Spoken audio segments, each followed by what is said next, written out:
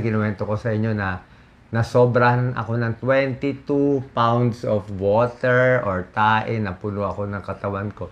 Kasi nga, palaki na yung bukol, paipit ng paipit, pakonti na lang pakonti ang nadudumi ko, pati ihi ko na pakonti, naipon na naipon eh. 'Di ba? Sa ordinary tao, ihi, dumi, maganda. Kaya kung may sakit kayo, matanda na, dapat regular talaga yung pagdumi. Gawan nyo ng paraan. I think, maginhawa, mas maliit ang tiyan. Kahit may sakit kayo, mas hahaba ang buhay. Okay? Practical tips, ha? Oh, parang sino ba may sakit dyan? Ewan ko sino Yes, may... kasama fatty liver kasi may nagtanong. Oo, kasama Ito fatty din liver. ang diet ng fatty liver. Pang may jaundice, pag ganyan, wala namang masama, dumi to eh.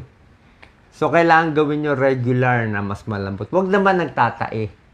Siguro once or twice a day maganda para at least malinis. Tapos, minsan nagpo-potassium tablet ako kasi baka bumagsak ang potassium kakadumi, kakaihi din eh, 'di ba? Ayaw natin low potassium. Kaya pwede ka rin magprutas, pero minsan potassium tablet eh. Oh, no choice tayo eh. Okay, so yun lang po, konting tips. Sana nakatulong to. Doc Lisa, final words? Yes.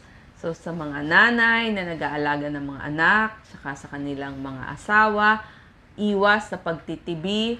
Kailangan laging maganda yung pagdumi natin para hindi tayo magka-almoranas. Ito rin po ang gamot sa almoranas. Kasi lalabas ang almoranas kapag sobrang tigas ang tae natin. So, para maiwasan yon pati sa mga buntis, wag ho tayong masakit ho kasi almoranas, nasusugat yung puwet natin, dumudugo. So, iwasan na natin na dumugo pa yung puwet natin. So, maganda, pinalambot na natin yung dumi natin. Tsaka sa pagdumi, may technique ako, yung dahan-dahan lang yung labas. Huwag yung matigas na matigas, ipipilit mo na isang bagsak. Huwag niyo subukan gano'n, kaya matigas siya. Yung pipilit mo, i-ire, bahala na anong mangyari, mawawarak eh. Kung ito yung mawawarak siya. Hayaan mo lang siyang masakit. Hayaan mo siyang dahan-dahan magpunit. Dahan-dahan lang. Tapos minsan relax mo muna, pahinga ka. Unti-unti lang. Di bali siya mapunit, pero unti-unti lang. Para maliit lang yung hiwa. Kasi pag binigla mo, dati nagalit na ako nun eh. Pag binigla mo, dudugo kasi talaga eh. Bubuhos ang dugo, delikado. Baka mapunit yung muscle. So, konting tiis, parang nanganganak din. Unti-unti, pag lumambot na ang dumi, medyo luluwag na yung konti. Okay?